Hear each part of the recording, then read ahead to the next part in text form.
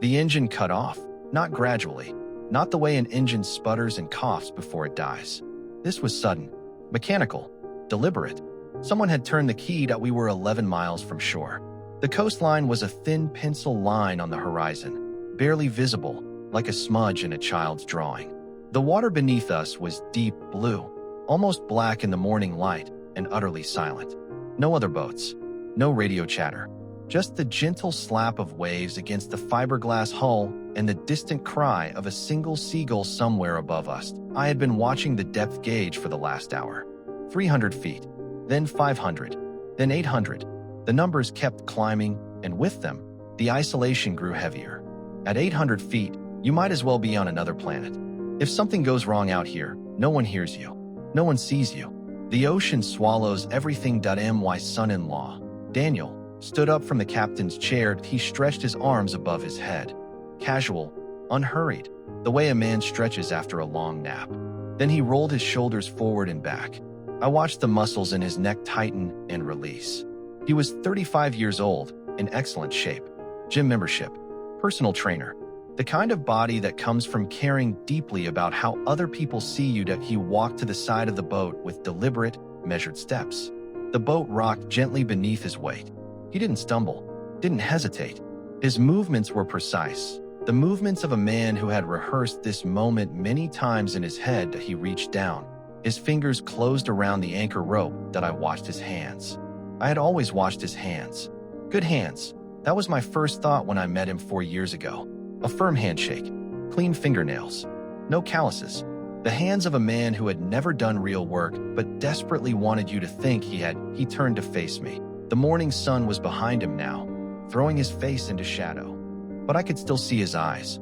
They were calm, completely, terrifyingly calm. The calm of a man who had already made peace with what he was about to do. The calm of a surgeon before the first incision. "Robert," he said. His voice was soft, almost gentle. "I want you to know, this isn't personal." He opened his mouth to say more. I looked back at him, and I smiled. Not a nervous smile, not a confused smile, a real smile. The kind you give someone when you know something they don't. The kind that comes from the deepest part of your chest, where certainty lives. He paused. Just for a fraction of a second, something flickered behind his eyes. Confusion? Doubt. The first tiny crack in the performance. "Daniel," I said quietly, "before you do anything, look behind you." He didn't want to look. I could see the internal battle playing out on his face. The hesitation. The instinct that told him he was walking into a trap. But curiosity is a powerful force, and Daniel had always been a curious man. It was one of the few genuine things about him. He turned. Approximately 400 yards away, a Coast Guard vessel was cutting through the water toward us. It was moving fast, the kind of speed that means business. Behind it, slightly slower but no less determined, a smaller police boat with blue lights flashing silently against the gray morning sky. The color drained from Daniel's face. Literally drained. I watched the blood retreat from his cheeks, his lips, even his forehead. In all my 62 years on this earth, I had never seen anyone turn that shade of white. It was the color of a man watching his entire future collapse in real time. "What?" he started. His voice cracked. "What is this?" "Detective Torres sends her regards," I said. He tried to run. Of course he tried to run. Men like Daniel always try to run. He lunged for the ignition key, fumbling with trembling fingers. His face was a mask of panic now, the calm completely shattered, replaced by something wild and desperate. "There's nowhere to go," I said. "The Coast Guard has been tracking us since we left the marina. The police have been listening to every word you've said for the last 3 hours." He stared at me. His mouth opened and closed like a fish pulled onto a dock. "How?" he whispered. "How did you?" I didn't answer. I just kept smiling. Within 8 minutes, Daniel was in handcuffs on the deck of the Coast Guard vessel. I watched from my fishing chair, the same chair I had been sitting in all morning, while 2 officers read him his rights. He was crying, actually crying. The man who had planned to throw me into 800 feet of cold Pacific water, the man who had rehearsed this moment for months, was sobbing like a child who had been caught stealing cookies. That I sat in my chair. I didn't move. I didn't cheer. I didn't cry.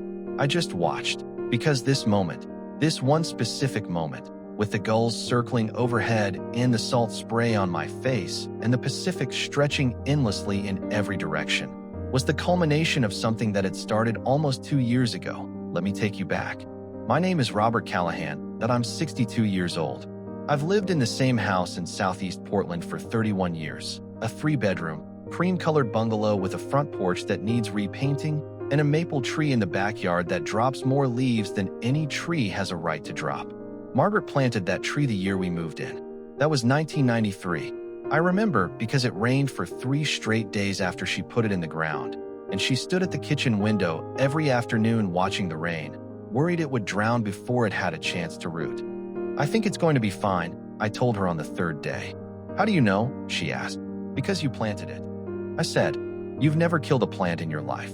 She smiled at that, the particular smile she saved for moments when she knew I was right, but didn't want to admit it. The tree is 33 years old now. It's taller than the house. Every autumn, I spend 3 weekends raking leaves, and every autumn I complain about it.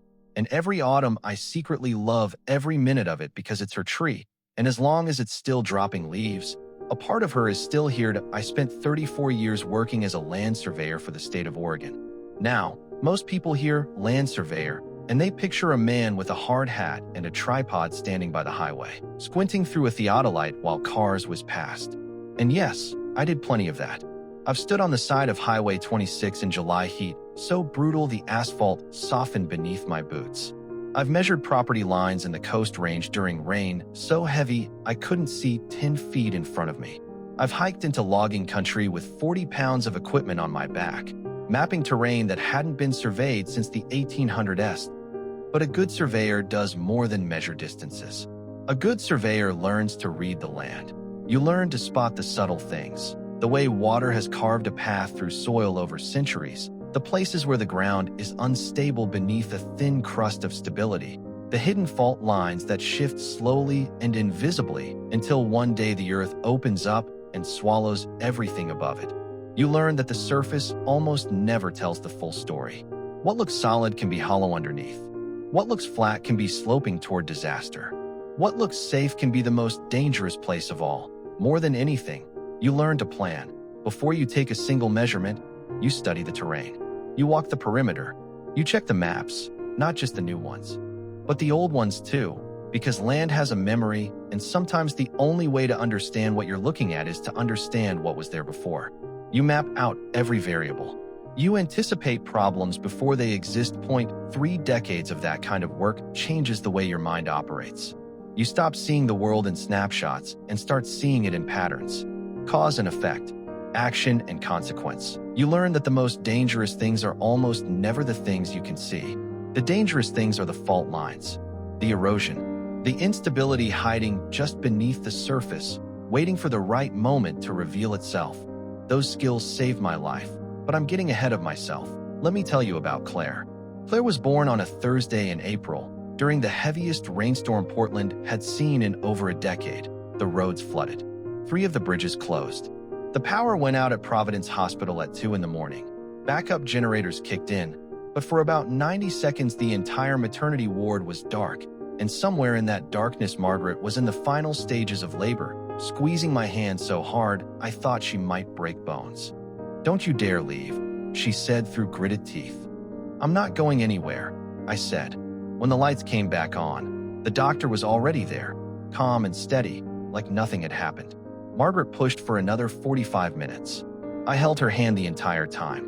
I didn't feel the pain in my fingers until the next day. Claire arrived at 4:17 in the morning. 7 pounds, 3 ounces. When the nurse placed her in my arms, she wasn't crying. She was just looking at me with these enormous blue eyes. Margaret's eyes, completely silent, as if she was trying to figure out exactly who I was. "She's studying you," Margaret said from the bed. Her voice was exhausted, more exhausted than I had ever heard it, but warm, always warm. "Let her," I said. "I've got nothing to hide." I held her for an hour, maybe more. I lost track of time. I just sat in the plastic hospital chair, this tiny human in my arms, while the rain hammered against the windows and the nurses came and went, and somewhere down the hall another baby was crying. Claire never cried. She just kept looking at me with those enormous blue eyes that I made a promise to her in that chair. I didn't say it out loud. I'm not sure I even formed the words in my head, but I felt it in my bones, in the deepest part of myself, that I will protect you. No matter what. No matter when. For as long as I live. Claire grew up to be the kind of person who lit up every room she entered. Not because she was loud or attention-seeking. Quite the opposite. She was quiet, thoughtful, the kind of person who actually listened when you spoke instead of just waiting for their turn to talk. Teachers loved her, not because she was the smartest student, though she was certainly smart, but because she genuinely cared about learning. She asked questions not to show off what she already knew, but because she actually wanted to understand. Her friends adored her. When Claire was in middle school, Margaret and I would come home from work to find 6 or 7 kids scattered around our living room, doing homework or watching movies or just talking. Claire was always in the center of it, not dominating the conversation, just present, grounded, the calm center that everyone else orbited around. She's going to be a therapist someday, Margaret said one night after the last friend had gone home. Or a diplomat. Or a queen, I said. She's already got the subjects. Claire had Margaret's strength and, I like to think, my patience. When she laughed, which was often, it was the kind of laugh that made other people laugh too, even if they didn't know what was funny. It wasn't a polite laugh, not a social obligation laugh. It was a real laugh. The kind that came from somewhere deep, and when you heard it you couldn't help but smile, couldn't help but feel like everything was going to be okay. That laugh is one of the things I remember most clearly about Margaret, too. The same laugh, somehow, in a different body. Life has a way of reminding you that love doesn't end. It just changes shape. When Margaret passed away, cancer, 6 years ago now, Claire was the one who held me together. I was supposed to be the strong one. I was the father. I was the one who had spent a lifetime reading terrain and spotting danger and planning for every contingency. But grief doesn't care about roles. Grief doesn't care about preparation. Grief comes for you like a wave, and it doesn't ask permission, and it doesn't care whether you're ready. For the first 3 months after Margaret died, I was barely functional. I went to work because I had to. Bills don't pay themselves. But I was a ghost of myself. I came home to an empty house every evening and sat in my chair in the living room and stared at the wall. Sometimes I turned on the television, but I never actually watched it. The sound was just noise, something to fill the silence where Margaret's voice used to be. I stopped cooking. I stopped going for walks. I stopped calling friends. I stopped doing almost everything except existing. Claire came over every single day. Every day? She lived 45 minutes across town, worked a demanding job at a nonprofit, had her own life and her own grief, and still she came. She brought groceries. She made dinner even when I said I wasn't hungry. She sat with me on the couch, and sometimes we talked about Margaret, and sometimes we talked about nothing, and sometimes we just sat in silence. Dad, she said one night, about 4 months after the funeral. We were sitting on the front porch, watching the maple tree shed its leaves. Mom would be furious if she saw you like this. I looked up at her. She'd stand right there. Claire pointed to the spot on the porch where Margaret used to stand when she was about to give me a lecture, and she'd say, "Robert Callahan, you stop feeling sorry for yourself and go mow the lawn. Right now, I mean it." Despite everything, I laughed. It was the first time I had genuinely laughed since Margaret died. It came out of me like a sneeze. Unexpected, involuntary, almost painful. "That's exactly what she'd say," I said. "I know," Claire replied, and she smiled. Margaret's smile, somehow, on Claire's face. That's why I said it. That was Claire. She knew exactly what I needed, exactly when I needed it, which is why, when everything started to change, I noticed immediately. Claire met Daniel at a charity fundraiser in downtown Portland in March of 2022, but she was there representing her organization. She works in nonprofit development, which is a fancy way of saying she spends her time convincing wealthy people to give money to causes that actually need it. Daniel was there because his finance firm had sponsored one of the tables. "How'd it go?" I asked her the next day on our Sunday call. "Good," she said. "Really good, actually." There was something in her voice, a lightness I hadn't heard in a while.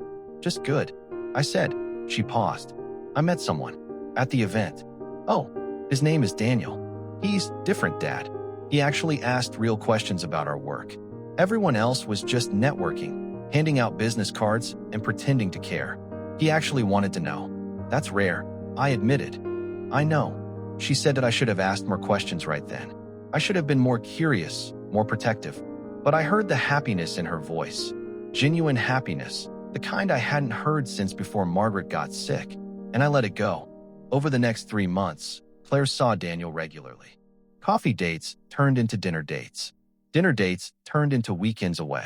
Every time I spoke to her, she sounded happier, lighter, like someone who had been carrying a heavy load and had finally set it down. I met Daniel for the first time at Sunday dinner in June. I made pot roast, Margaret's recipe, the one she had taught me years ago, the one that takes 4 hours and fills the entire house with the smell of garlic and rosemary and slow-cooked meat.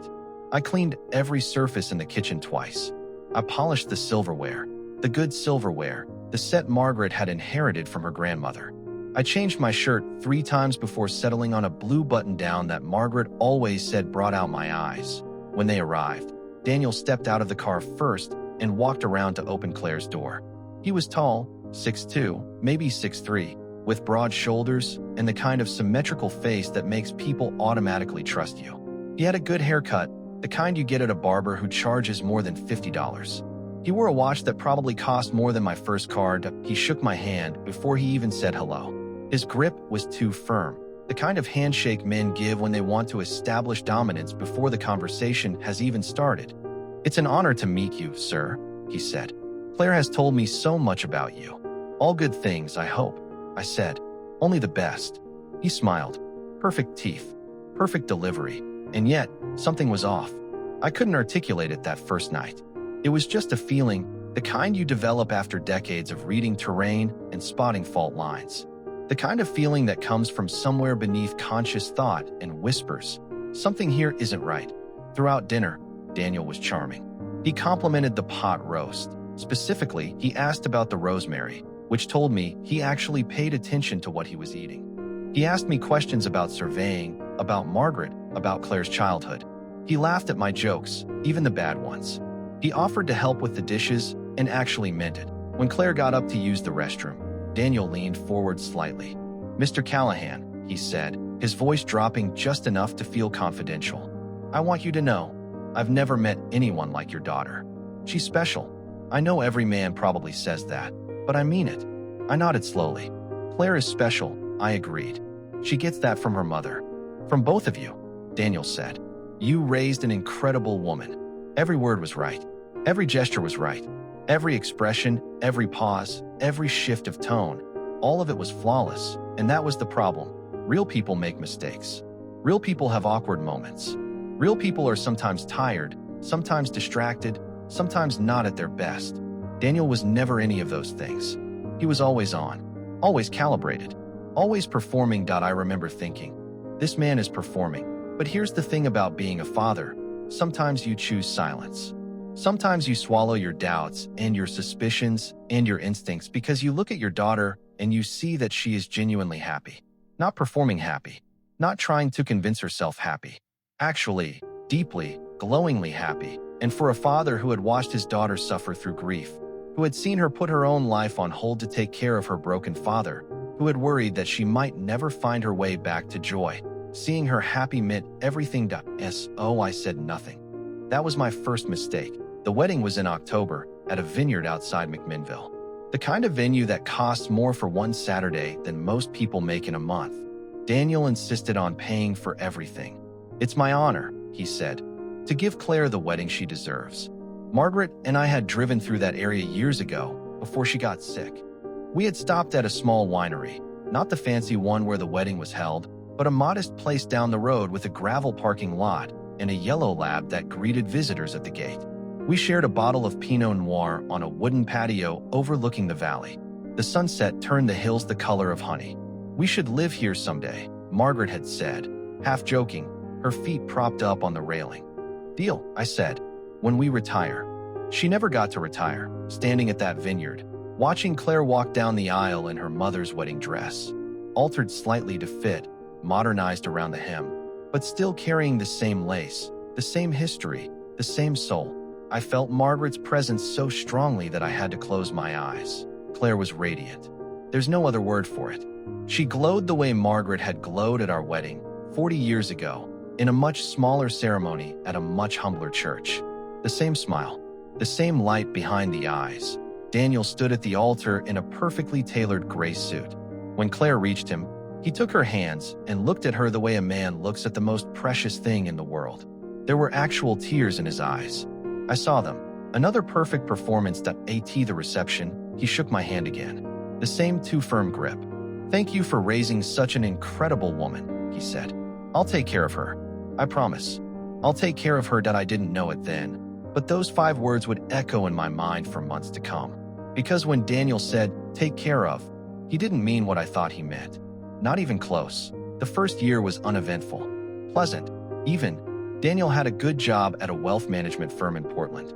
He and Claire bought a beautiful house in Lake Oswego, 4 bedrooms, a view of the lake, a kitchen with marble countertops and appliances I couldn't figure out how to operate. They hosted Thanksgiving and Christmas. They talked about having children. Daniel bought me a GPS-enabled fishing watch for my birthday. "For our fishing trips," he said, clapping me on the shoulder. That I declined to use it. I told him I preferred my old analog watch. He laughed. "You're old school, Robert. I respect that." Claire called me every Sunday. For the first year and a half, the calls were long and warm and full of details. She told me about work, about the house, about the weekend trips she and Daniel took up the coast. Her laugh was still there, Margaret's laugh, in Claire's voice, and every time I heard it, I felt something loosen in my chest. Then, slowly, almost imperceptibly, things began to change. The Sunday calls became shorter. Claire's voice lost some of its warmth. Not dramatically, not all at once, but gradually, like a radio station slowly drifting out of range. She stopped sharing details. When I asked about Daniel, her answers became clipped and generic. "He's fine. Work is busy. How's the house?" "Good. Everything's good. You sound tired." "I'm fine, Dad. Just busy." Then, about 18 months after the wedding, the call stopped almost entirely. At first I told myself she was busy. New house, new life, demanding career. These things take time and energy. I didn't want to be the overbearing father who demanded attention. I didn't want to push, but 3 months passed. Then 4. When she did call, the conversations lasted less than 10 minutes. Her voice was different now. Flat, rehearsed, mechanical. Like someone reading lines from a script. Like someone who was choosing every word carefully because someone else was listening. I knew that voice. I had heard it before, in the voices of co-workers who were going through divorces, in the voices of friends who were struggling with depression. It was the voice of someone who was not okay, but couldn't tell you why. One Sunday in September, I called her instead of waiting for her to call me. The phone rang 6 times. 7. I was about to hang up when she answered. "Dad." Her voice was a whisper. "Claire, are you okay? Why are you whispering?" "Daniel's napping. I don't want to wake him." It was 4 in the afternoon. Daniel had never struck me as a napping man. "Can you talk?"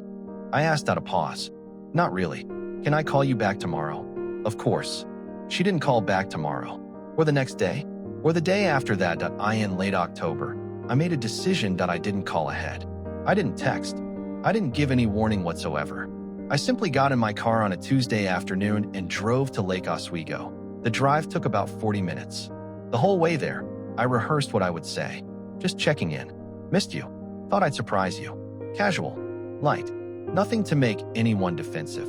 But my hands were tied on the steering wheel, and there was a knot in my stomach that had been growing for weeks. The house was beautiful. A modern craftsman with stone accents and floor-to-ceiling windows that caught the afternoon light. The lawn was immaculate. The flower beds were professionally maintained. From the outside, it looked like a photograph from a magazine. The perfect home. The perfect life. I parked on the street and walked up the flagstone path. Before I could ring the bell, the door opened. Daniel. His expression lasted only half a second. Less than half a second, but I saw it. Surprise. No, more than surprise. Something sharper. Irritation. The briefest flash of anger before the mask slid back into place. "Robert." The smile appeared. "What a surprise. Claire didn't mention you were coming." "She doesn't know," I said. "Thought I'd surprise her." "Is she home?" "She's upstairs." Come in, come in." He stepped aside, and I walked into the house. The interior was as perfect as the exterior. Designer furniture, abstract art on the walls, not a single item out of place. It felt less like a home and more like a showroom. Nothing personal, nothing messy, nothing real. "Claire," Daniel called up the stairs. Your father's here." Footsteps. Then Claire appeared at the top of the stairs. She had lost weight. Not a little weight, a significant amount.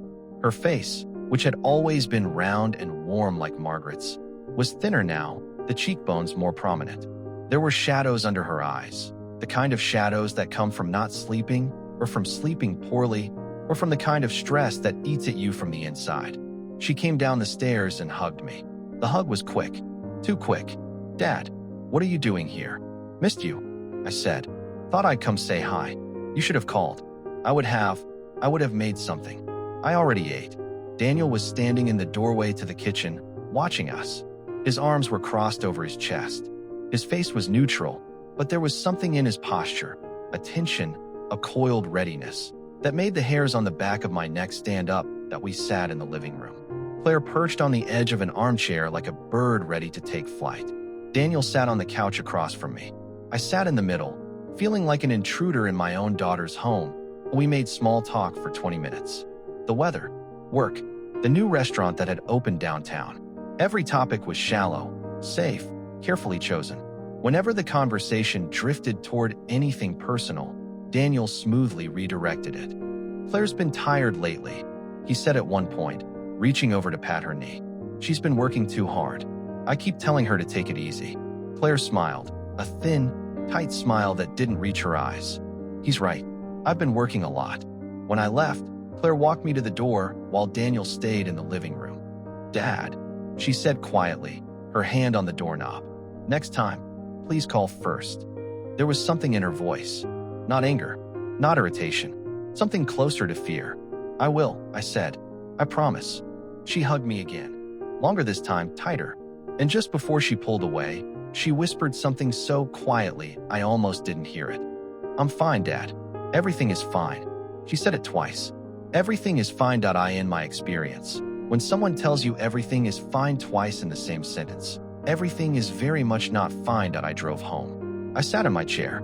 I stared at the maple tree through the window, its branches bare now in the late autumn light. Something was wrong in that house. Something was very wrong, and I was going to find out what it was. Over the next 6 weeks, I did things I'm not proud of. I drove past the house at night. Not every night, but often enough. I noted when lights were on and when they were off. I noted which cars were in the driveway. I noted that Daniel's car was frequently not there. He was working late, according to Claire, and that on those nights, a single light burned in the upstairs bedroom until well past midnight. That I started paying attention to Daniel's social media. He posted frequently photos of expensive dinners, golf outings, business trips to Seattle and San Francisco. He was always smiling in these photos, always surrounded by people, always projecting the image of a successful, happy man. But the more I looked, the more I noticed something. Claire was almost never in these photos. When she was in the background, slightly out of focus, her smile just slightly off. I reached out to Claire's closest friend, a woman named Donna who had known Claire since college. We met for coffee at a small cafe in southeast Portland, neutral ground, away from Lake Oswego. "Donna," I said, after the pleasantries were done, "I need to ask you something, and I need you to be honest with me. Is Claire okay?" Donna looked down at her coffee cup. She stirred it slowly, 3 times, 4 times, before speaking. "Robert," she said, "I'm worried about her." My stomach dropped. "Tell me," I said. Donna took a deep breath. "She doesn't call me anymore. She doesn't answer texts. When I do manage to reach her, she sounds different, controlled, like she's reading from a script. The last time I saw her in person, it was maybe 2 months ago. She flinched when a waiter accidentally dropped a plate behind her. She actually flinched, Robert, like she was afraid of being hit. I sat very still. The coffee in front of me grew cold. "Have you asked her about it?" I said. "I tried. She said everything was fine. She said Daniel was wonderful. She said she was just tired." Donna's voice cracked. She used the exact same words 3 times, like she had memorized them. "Has Daniel ever?" I couldn't finish the sentence. "I don't know, but something is wrong in that house. Something is very wrong." We sat in silence for a long moment. Outside the cafe window, Portland went about its business. People walking dogs, cars stopping at traffic lights, a street musician setting up his guitar on the corner. Ordinary life. Ordinary day. And somewhere, In a beautiful house in Lake Oswego, my daughter was afraid. "Donna," I said, "thank you for being honest with me. What are you going to do?" "I don't know yet, but I'm going to do something." That night, I couldn't sleep that I lay in bed and stared at the ceiling and thought about Claire as a child. The way she used to crawl into our bed during thunderstorms, the way she held my hand crossing the street, the way she trusted me completely and absolutely to keep her safe. "Daddy will fix it." That's what she used to say whenever something went wrong. A broken toy, a scraped knee, a fight with a friend. "Daddy will fix it," and I always did. Every single time. Now my daughter was in trouble, and I didn't know how to fix it. I didn't even know what the trouble was. For the first time in my life, I felt completely helpless. And that feeling, that terrible, hollow, gut-wrenching feeling of not being able to protect your own child was worse than anything I had ever experienced. Worse than grief. Worse than loss. Because at least with grief, the worst has already happened. With this, the worst was still out there, still coming, and I couldn't see it clearly enough to stop it that I needed more information. I needed to know what Daniel was. Not who he pretended to be. What he actually was. So I started digging. People leave traces. That's another thing I learned in 34 years of land surveying. Every action leaves a mark on the terrain. Every change to the landscape tells a story. You just have to know how to read it. I hired a private investigator. His name was Marcus Webb. Retired Portland police detective. Gray hair, tired eyes, the kind of face that had seen too much but still cared enough to keep looking. He worked out of a small office above a Thai restaurant on Hawthorne Street and charged $150 an hour. "I need you to look into someone," I told him at our first meeting. "My son-in-law, Daniel." I gave him everything I knew. The name, the address, the employer, the social media accounts. Marcus nodded slowly. "You got a specific concern?" "I think he's hurting my daughter. I don't have proof. I know something is wrong." "Fathers usually do," Marcus said. "Give me a week." He called me back in 5 days. "Mr. Callahan," he said, his voice heavy. "We need to meet in person." We met at the same cafe where I had met Donna. Marcus arrived early, and when I sat down across from him, I saw that he had a thick manila folder on the table between us.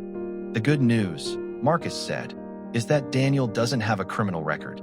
No arrests, no convictions, nothing that would show up on a standard background check. And the bad news." Marcus opened the folder. Daniel is not his real name. Or rather, it's one of his real names. He changed it legally 7 years ago. Before that, he was David Morrison. I felt the blood drain from my face. Why? Hard to say for sure. But 2 years before the name change, a woman named Rebecca Morrison filed for divorce in King County, Washington. The records are sealed, but I found the attorney who represented her. He slid a printed email across the table. I read it slowly, my hands trembling. The email was from the attorney. It was brief and professional, but the words hit me like a physical blow. Ms. Morrison alleged a pattern of severe emotional and psychological abuse spanning the entirety of the 4-year marriage. She also alleged that Mr. Morrison took out a life insurance policy in her name without her knowledge. The policy was valued at $750,000. The divorce was settled out of court. No criminal charges were filed. I looked up at Marcus. He's done this before. It appears so. And there's more. Marcus pulled out another document. A printout from an insurance company database. I don't know how he got it, and I didn't ask. 3 months after the wedding, Daniel took out a life insurance policy on Claire. Value, $500,000. Beneficiary, himself. The world tilted slightly. I grabbed the edge of the table to steady myself. "And there's one more thing," Marcus said quietly. 2 months ago, he took out a policy on you. For $100,000.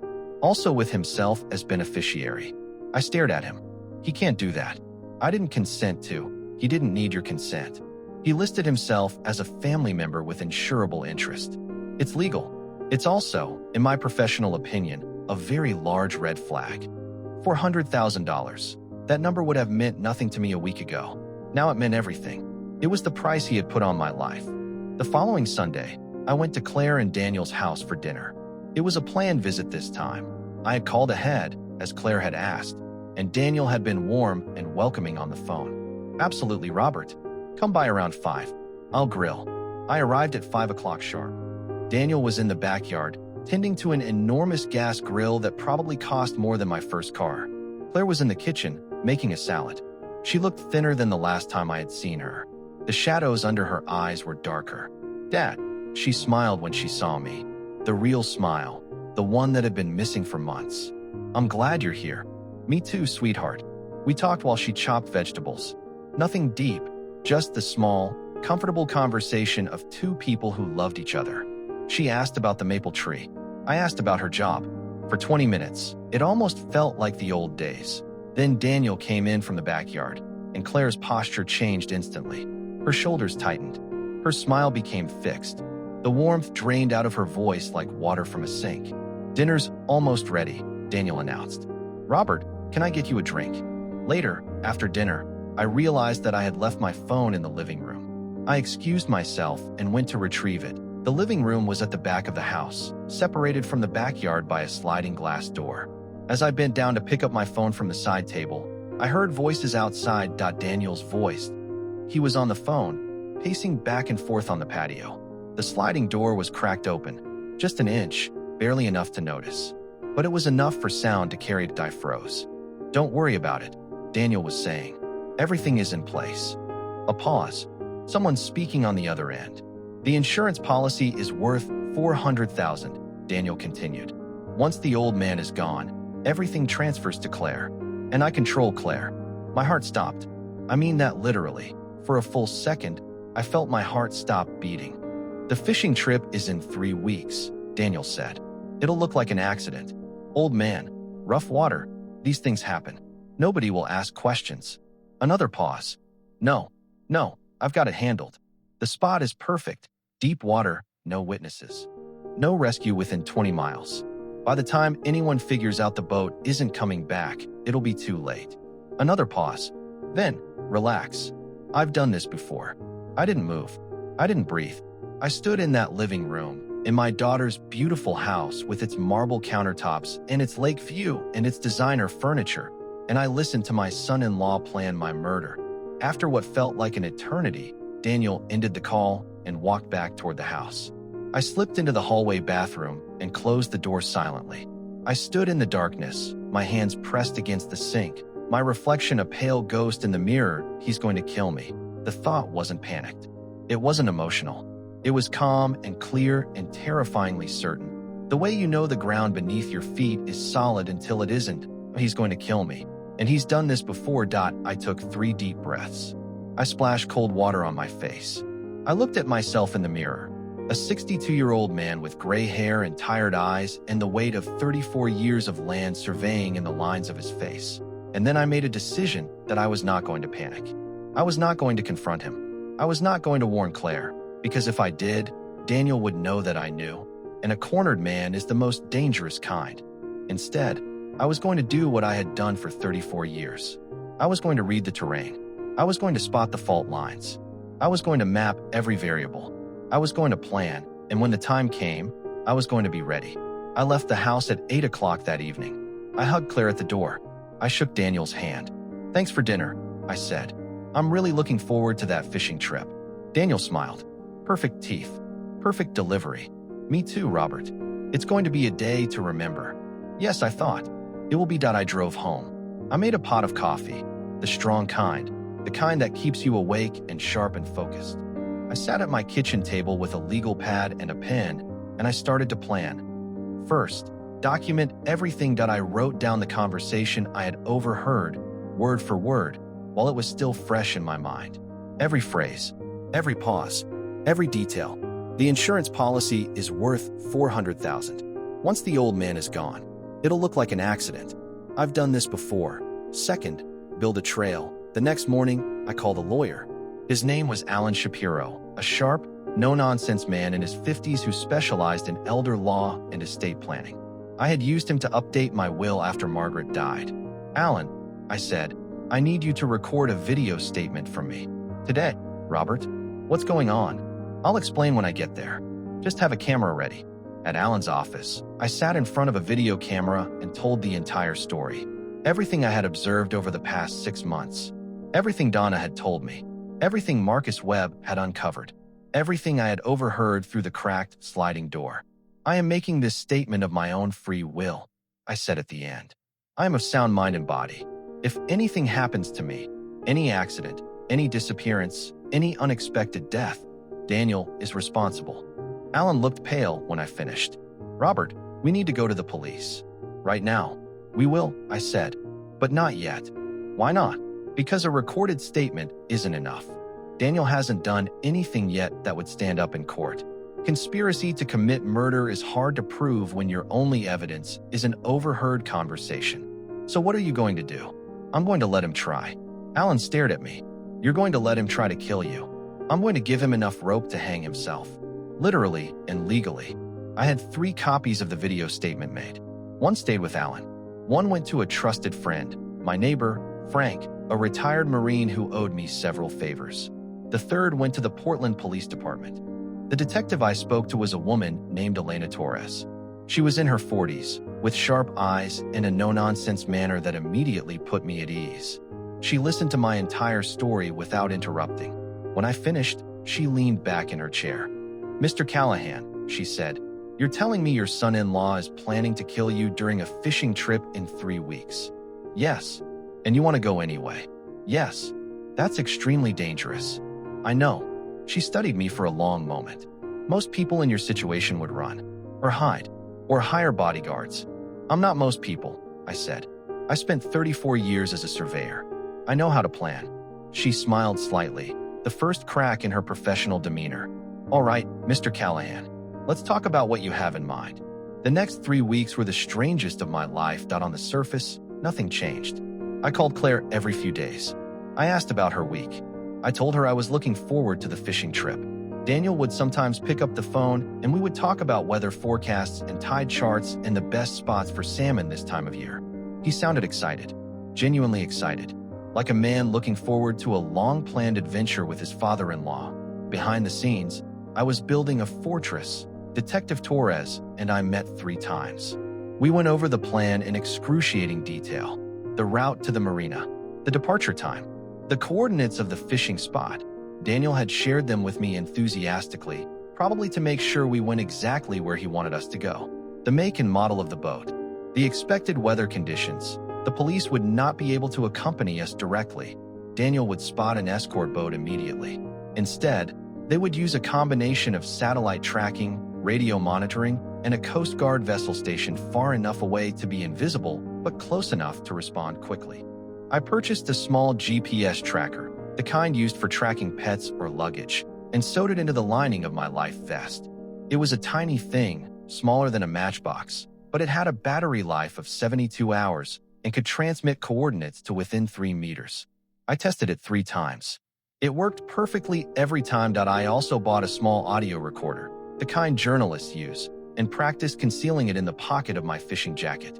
If Daniel said anything incriminating on the boat, I wanted it recorded. The night before the trip, I did 3 final things. First, I called Detective Torres and confirmed everything. Departure time, 6 a.m. Marina, Garibaldi. Boat registration number, or 7739 AB. Expected return time, 4 p.m. If I wasn't back by 6, she was authorized to initiate emergency protocols. Second, I wrote a letter to Claire. I left it with Alan Shapiro, with instructions to deliver it only if I did not return.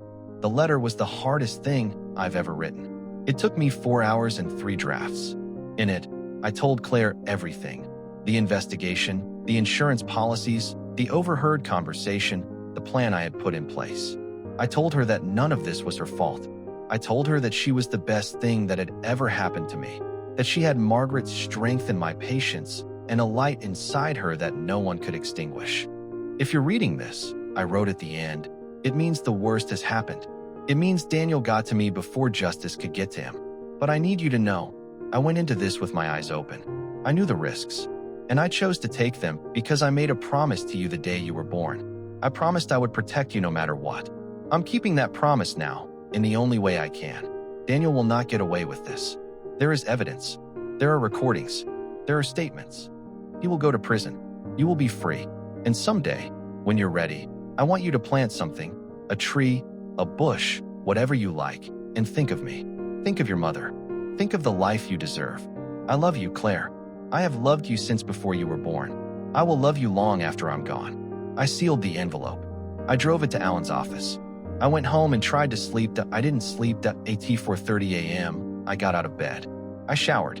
I dressed in my fishing clothes. I checked the GPS tracker one last time. I checked the audio recorder. I checked the coordinates at 5:15. I got in my car and drove toward the marina. The sun was just beginning to rise over the coast range as I crossed the bridge into Garibaldi. The sky was pink and gold, the water calm and glassy. It was the kind of morning that should have filled me with peace. Instead, I felt like a man walking toward his own execution.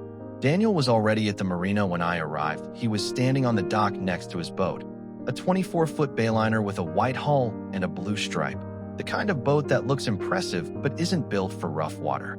He waved when he saw me. Robert, right on time. He was wearing a bright yellow rain jacket and mirrored sunglasses. He looked like a man in a catalog, the picture of outdoor confidence. He handed me a cup of coffee from a thermos. Thought you might need this, he said. Early mornings. Thank you.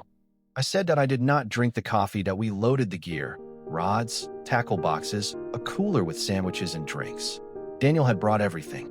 He was attentive, helpful, every inch the thoughtful son-in-law. He helped me onto the boat with a steady hand. He showed me where to sit. He went over the safety procedures, life vests, radio, flare gun, with the thoroughness of a professional guide. Safety first, he said, smiling, safety first. Coming from him, the words felt like a joke that only I understood. We motored out of the marina at 6:15. The water was calm, the sky clear. A perfect day for fishing. Around us, other boats were heading out, commercial crabbers, charter trips, a few other recreational fishermen. Normal, ordinary, nothing to see here. Daniel navigated us past the jetty and into open water. The coastline shrank behind us. The other boats thinned out and then disappeared entirely. After an hour, we were alone. Just the two of us, the boat, and the vast gray-green expanse of the Pacific. For the first 2 hours, Daniel was relaxed. Friendly, even. He pointed out pelicans diving for fish. He talked about football, the Seahawks' chances this season, the quarterback controversy, the draft picks he was excited about. He asked about my retirement plans. He laughed when I told him I was thinking about taking up painting. You? Painting? He shook his head. I can't picture it. Margaret always said I had an artistic side, I said. She was the only one who could see it. Margaret sounds like she was a remarkable woman. She was. I answered every question. I laughed at his jokes. I played my part, the trusting old man who had no idea what was coming. And all the while, the audio recorder in my jacket pocket was running, capturing every word. At the 11-mile mark, Daniel cut the engine. He stood up. He stretched. He walked to the side of the boat and reached down. His fingers closed around the anchor rope. He turned to face me. The sun was behind him. His face was in shadow, but I could see his eyes. They were calm, completely, terrifyingly calm. Robert, he said, I want you to know, this isn't personal. I looked back at him, and I smiled. Daniel, I said, before you do anything, look behind you. He turned. Approximately 400 yards away, the Coast Guard vessel was cutting through the water toward us. It was moving fast, 25 knots, maybe 30, and its wake was a white scar across the surface of the ocean. Behind it, the police boat was gaining speed, blue lights flashing, the color drained from Daniel's face. What is this? Detective Torres sends her regards. I said. He lunged for the ignition. His hands were shaking so badly he couldn't get the key into the slot. He tried again, failed again. There's nowhere to go, Daniel. The Coast Guard has been tracking us since we left the marina. The police have been listening to everything you've said. It's over. He turned back to me. His face was no longer calm. It was wild, the mask completely shattered, the performance over. He started. The insurance policy, I said. $400,000. The first wife in Washington. The name change. I know about all of it, Daniel. I've known for 3 weeks. His mouth opened, closed, opened again. No words came out. I've been recording this entire conversation. I continued. The police have a copy. My lawyer has a copy. There's a video statement detailing everything I knew before we ever left the dock. Even if something happened to me out here, even if you managed to pull it off, you would never see a dime of that money. You would spend the rest of your life in a cell. The Coast Guard vessel was close now. I could see the faces of the officers on the deck. One of them was raising a megaphone. Daniel Morrison, I said, using his real name. "You are under arrest." He didn't try to run. He didn't try to fight. He just stood there, frozen, his hands dangling at his sides, his face a mask of disbelief. Within 8 minutes, he was in handcuffs on the deck of the Coast Guard vessel. 2 officers read him his rights while a third secured the boat. I sat in my fishing chair and watched. He was crying. Sobbing, actually, great heaving sobs that shook his entire body. The man who had planned to throw me into 800 feet of cold Pacific water. The man who had taken out life insurance policies on me and my daughter. The man who had calmly discussed my murder on the phone just 3 weeks earlier. That man was crying like a child who had been caught with his hand in the cookie jar. Detective Torres arrived on the second boat. She came aboard and walked over to me. "Mr. Callahan," she said. "You okay?" "I'm fine," I said. "Thank you." She looked at Daniel, who was now sitting on the deck of the Coast Guard boat, his head in his hands. "You did good," she said quietly. "Most people wouldn't have been able to go through with it." "I had help," I said. "Good planning. Better people." She nodded. "We'll take it from here." Later that evening, I drove to the Lake Oswego house that I didn't call ahead. This time, I didn't want it. Claire answered the door. When she saw my face, she started to cry before I said a single word. Not the controlled, measured tears of someone trying to hold it together. Real tears. The kind that come from somewhere deep and don't stop easily. "Dad," she started. I held her. I held her for a long time, right there in the doorway, while the sun set over the lake and the lights of the houses across the water began to flicker on one by one. "It's over," I said. "He's gone. He's in custody. He's never coming back." "How?" she started, but the words dissolved into sobs. "Later," I said. "I'll explain everything. Right now, I just need you to know that it's over. You're safe." She pulled back and looked at me, her eyes red and swollen. "I wanted to tell you. I wanted to so many times. But he said if I told anyone, he would. You don't have to explain. Not tonight." Later, after she had calmed down, we sat on the couch in the living room. The same living room where I had heard Daniel planning my death. The sliding glass door was closed now. The house was quiet. "Dad," she said, "how did you know?" I took her hand, the same hand I had held crossing streets, applying band-aids, walking her down the aisle. "Because I know what a performance looks like," I said. "And I know what love looks like. The way Daniel looked at you, that was never love. It was control. It was ownership. It was a mask, and masks always slip eventually." She was quiet for a moment. Then, I thought I was going crazy. He made me feel like everything was my fault. Like I was lucky to have him. Like no one else would ever want me. He said you didn't really care about me. That you were just waiting for me to fail so you could say I told you so. "That's what abusers do," I said. "They isolate you.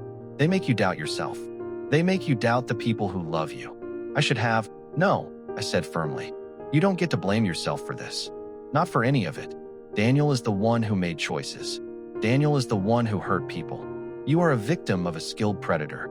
That's not weakness. That's just the truth." She leaned her head against my shoulder, the way she used to when she was little. "What happens now? Now you heal. It takes time. But you're surrounded by people who actually love you. Me, Donna, all your friends who have been worried sick. And Daniel is going to face justice." "Is he really going to prison?" "He planned to kill me, Claire. He planned the same thing with his first wife. There are recordings. There's documentation. There's a police investigation." I paused. "Yes, he's going to prison." Daniel Morrison, born David Morrison, was charged with conspiracy to commit murder, attempted murder, financial elder abuse, 2 counts of insurance fraud, and multiple counts of domestic abuse. The trial lasted 3 weeks. I testified for 2 days. Donna testified. Marcus Webb testified. Rebecca Morrison, the first wife, flew in from Arizona and testified about patterns of abuse that were eerily similar to what Claire had experienced. Detective Torres presented the audio recordings, the GPS data, and the documentation that Marcus had uncovered. The jury deliberated for less than 4 hours. Guilty. On all counts. Daniel was sentenced to 25 years to life.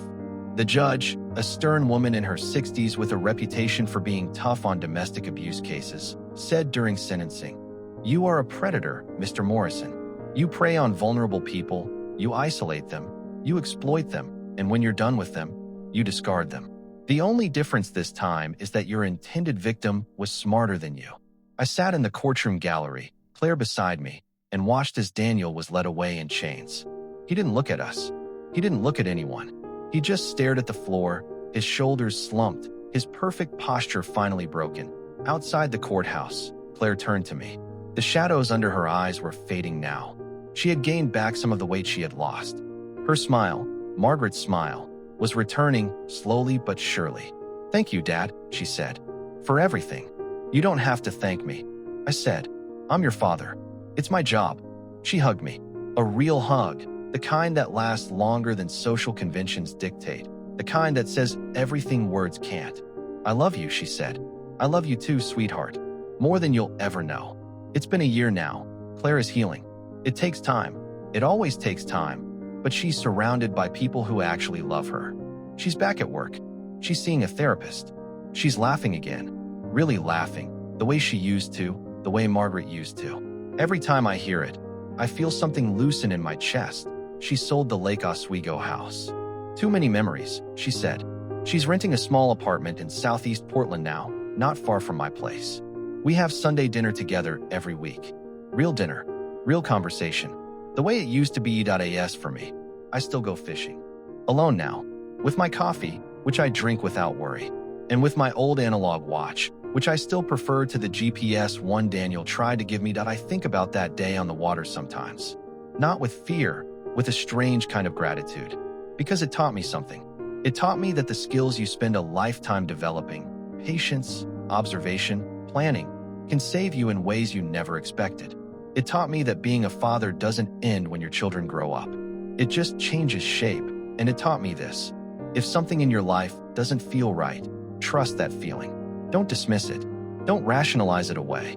Don't let anyone tell you you're imagining things, because sometimes the most dangerous person in the room is the one wearing the biggest smile. Sometimes the fault line isn't visible until the ground opens up beneath your feet, and sometimes, just sometimes, the old man in the fishing chair is 2 steps ahead of everyone else. This is Robert Callahan. I'm 63 years old now. I spent 34 years as a land surveyor, 6 months as an amateur detective, and 1 morning as bait in a trap that caught a predator that I'm retired now. The maple tree in the backyard is still dropping leaves. Every autumn, I rake them up and complain about it. And every autumn, I secretly love every minute. Next spring, Claire and I are going to plant a new tree, a dogwood, Margaret's favorite, right next to the maple. 2 trees, side by side, their roots intertwined beneath the soil. Margaret would like that. End of episode.